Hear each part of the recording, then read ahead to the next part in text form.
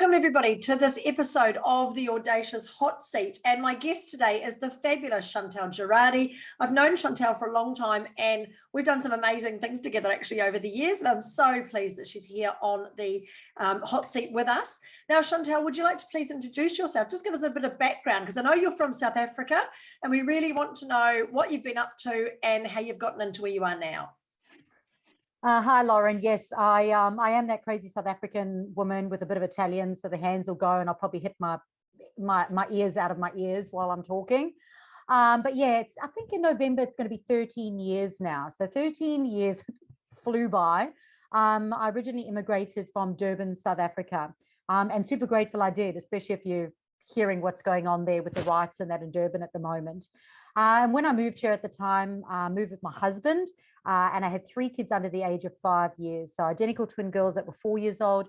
My youngest is 1 year old. They're now 16 and a half, the twins, and my youngest is almost 14. So I don't know where that went. And he had a job. He was going to work. We gave up absolutely everything that we had. We had paid off cars, paid off house. I had a paid off fitness center as well. Gave it all away. Came here, had nothing. Knew no one, had nothing, no money. It was just us. And in the first couple of years, he was actually made redundant. And when he was made redundant, in fact, twice in the first couple of years, there was always that thing of, well, are we going to go back? No one really wants to go back. And I basically taught myself social media to grow my first business. So with no tech experience, in fact, I hate technology. I hate being online. So with being non-techie, with no marketing budget, not knowing anyone, and in a saturated industry, I basically taught myself how to use social media to get found, put myself out there, and to grow my business. And that was all without paying for advertising. Wow, fantastic. What a great story. I love your story because it's such a lovely success story, you know, from absolutely nothing to rebuilding your whole life. And having moved country myself, I know the challenge in that, but doing it with, you know, 3 little kids in tow and everything else, just, you know, added pressure as well. So your business, I mean, your background, you were in the fitness industry, weren't you, Chantal, originally? So you basically took the learnings that you had experienced yourself in having to start a business from scratch and grow your profile and interact online to now teach other people exactly how to do the same thing. Tell us a little bit more about what made you go, well, I want to get out of doing my own business and start helping other people with theirs. I think I'm a coach. I love to coach people. I'm an educator. You know, I did that when I was in the personal training industry. I became a personal trainer because I was overweight and had health issues, and then got into personal training and wanted to help more people. So I think that same thing has carried through in that, you know, as a personal trainer, setting up my business, starting my business, and then opening up my health, wellness, and fitness center. I think within 5 years of being in a country, which is huge, having absolutely no money, to then opening up a health, wellness, and fitness center, you know, that's huge. But what I found was there were so many people in the industry who were utilizing my space, and none of them had clients and none of them had money to muck about with and to gamble on Facebook advertising. So I basically started to teach them what I knew and what I taught myself along the way, to say, well, this is how I used it. This is how I got clients. I didn't use any advertising. This is what you can do. And then I was doing both things. I was running my health, wellness, and fitness center. And then I was also supporting all these health, wellness, and fitness entrepreneurs, and I was teaching them how to do it. But what actually happened was the word got out, and I started to attract lawyers, financial planners, real estate agents, and all sort of industries. And they were going, well, hold on a sec, there's no one out there that's really sitting down and showing us practically how to do it ourselves, like you are. You know, you're physically sitting down and practically communicating with us and showing us what to do. And that's kind of how I literally fell into it. And I just wanted to be able to support other business owners who were in the same sort of space where they didn't have a marketing budget to outsource it to someone else. Yeah, I love it. So really, the nicest thing about your story is that you started your businesses based on a pain point that you were experiencing yourself. How important is it, do you think, Chantal, for the success of businesses, that you've got some sort of skin in the game. Do you know what I mean? You've got some internal passion for getting the achievements or getting the results that you've achieved yourself.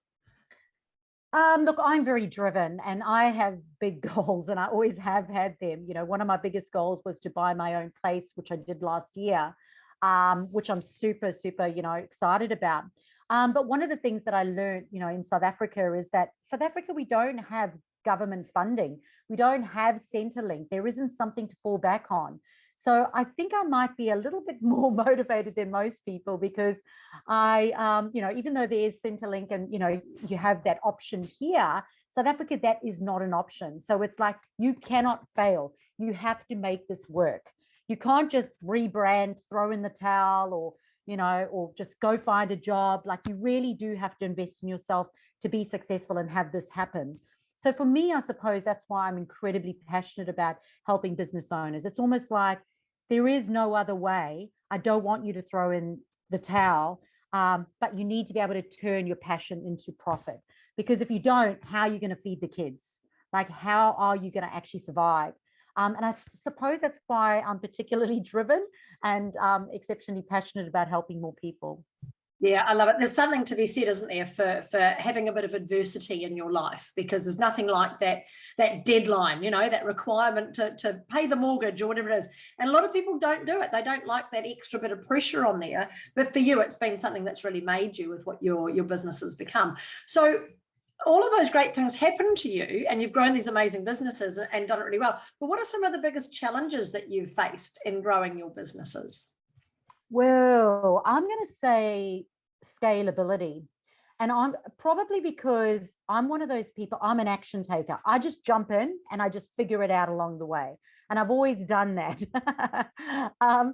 But one of the things that I also do is, because I am a coach and I consider myself a coach and an educator, I actually love being coached myself. So I always make sure that I've got good people around me and good support around me. So I jump and then I find people to help me and figure it out along the way.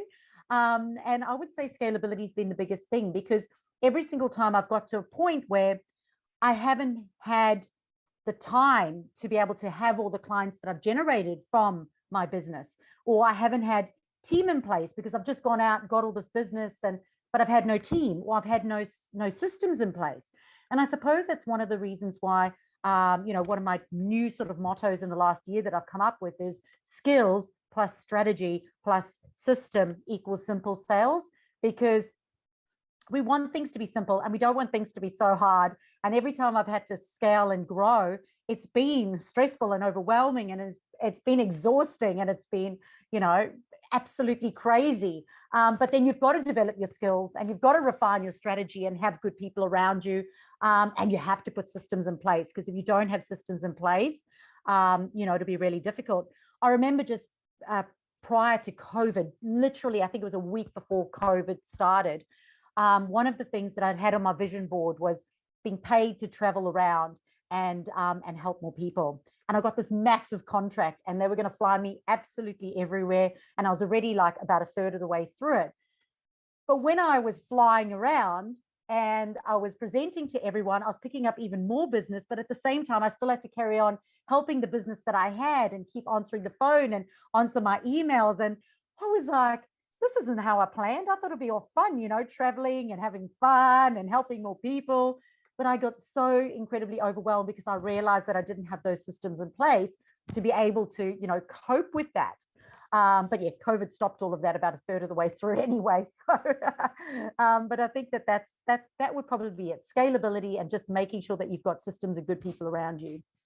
I love it. Those are 4 really key elements. If you haven't written them down, if you're listening to this interview, skills, strategy, system, add all those together and you've got simple sales. It does take the pressure off, doesn't it? When you know you've got a system backing you up no matter what happens. So if you are listening here to the Audacious Agency Hot Seat. We have our fabulous guest, Chantal Gerardy, with us today. And you can find more interviews like this at the Audacious Agency's YouTube channel or wherever you get your best podcasts from. Now, Chantal, there's been challenges and all sorts of things, and there's been ups and downs and so on. But what are you most proud of achieving in your business and in your life as a business owner and entrepreneur? I think my biggest thing, of course, was getting my own place. I mean, that's always just an aspiration. Having come from South Africa, I don't have inheritance. There's no money coming my way, and I've got my 3 daughters, and I want to be able to pass, something on to them, and just help them and give them some sort of a start. And I'm really behind. I don't have superannuation. I've got nothing. So for me, it was about just getting that first property. And again, I always talk about coaches. I went and got myself a mortgage coach who could teach me how to position my money so that I was able to buy my first place. And I got it last year. So that was my hugest and absolute, wonderful thing. And so many people said to me, oh, because I've got a partner and I've been with him for the last 5.5 years. A lot of people said, oh, it was so nice that, you're able to find someone to buy a house together. And I was like, no, I didn't. It was my own house. I did it by myself. So that was really, a great achievement for myself.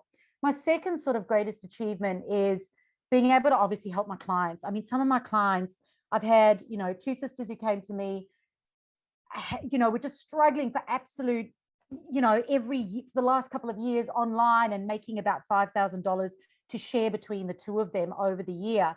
And without even like a Facebook page or without even a website, they actually made $5,000 in 1 week.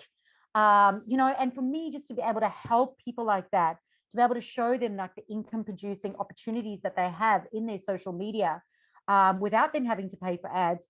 I mean, obviously that is just, makes me so happy. I mean, that really makes my juices flow. Yeah, brilliant. I love it. There's a consistent message coming through from your story and from your brand is, if you're listening to this and you're procrastinating and you're not quite kicking your goals and so on, it's probably because you've got it too easy. You need to add a little bit of fuel to that fire, make yourself a little bit more uncomfortable, start becoming a little bit more, I won't use the word desperate, but more driven to achieve your goals, and you'll get there a lot faster. So Chantal, how did the Audacious Agency help you? Oh, the Audacious Agency was absolutely phenomenal. A couple of years back, I said, one of the things, I wanted credibility, okay? Self-taught. So, I had that little sort of like little Chantal in my ear going, oh, how can you transition from being a personal trainer to being this marketing person now? And, you've got all that doubt in your mindset and that. I was like, I really want to get the credibility. So I did go off and get my diploma in social media marketing. So that was a tick. I do things backwards. But one of the things that I wanted to do was get awards, because I knew that awards would be able to help me earn that credit and give me give me that credibility to be able to charge my worth, but also show how important it is. What I don't really like is that there are some people out there who say that awards are fixed or easy and you just pay money and you get an award. And that's the biggest load of BS. Awards taught me so much inside my business. In fact, when I went in and I filled out the applications, with Annette, and Annette helped me through the application process, because obviously I was only going to use you guys. Went through, answered all the questions. They were challenging questions, and they really helped me be a better business owner. Just that process alone of being able to answer those hard questions that they were asking me made me reconsider some of the elements within my business. It made me dig my heels in a little bit better and actually help me become more professional in the way that I do things, because there was some stuff in there that I hadn't even considered. So it was huge, absolutely huge. And there were so many things that I honestly did learn just from the process alone. So having received those awards, and I actually still remember the first one. I actually got a no on the first one. So this is a funny story. So we may go over the 20 minutes. Funny story, but I applied for this, I don't know, Women in Business one, and, Annette helped me apply for it. And, it's not a guaranteed, and you're not always going to get every award. And I said to my daughters, we're going to manifest the hell out of this. And, I wasn't making a lot of money at the time, went to like Forever New, picked out a like $300 dress and said, I'm going to buy this, wear it to the awards. My daughters got all excited. And then I got the notification to say that I didn't get it. And I got a no. And I'm not even like, it was absolutely horrific. But the lesson from that, went back to my daughters, and I was like, how do I tell my daughters now I've got this dress? Like, I've manifested it. I'm trying to teach them a lesson. I've got to know. And I was like, now what? And I thought, you know what the lesson is? Not everything comes easy, and it doesn't always come the first time. One of my favorite F words is follow through. Follow through. And so many people dip their toe in, but they never follow through with the absolute gusto that they should. And I did. And then I applied for the, Annette helped me to apply for the top 100 coolest companies in Australia.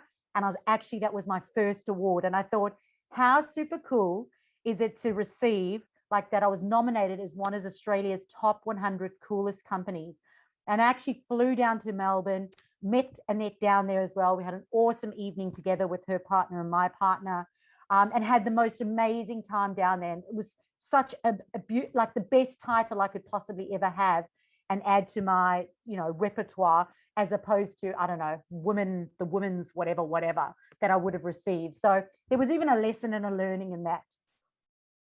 I love it. Well done. What great stories. And success is amazing, isn't it? It comes in all sorts of different shapes and formats. So well done. That's fantastic.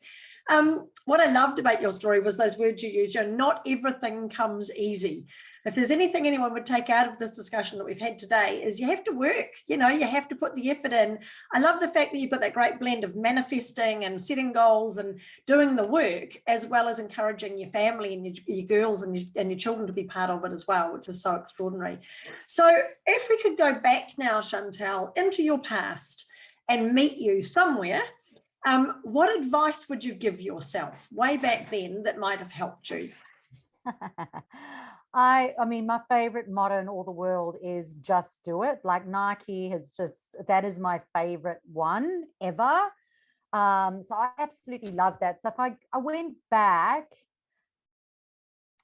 I would say probably just to focus on mindset. I probably focused on mindset a little bit later in life than I possibly could have.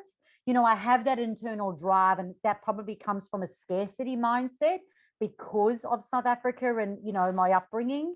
And I've had to do work in that in the last, couple of years on that scarcity mindset and that money mindset, because as you make more money, you actually have to spend more money.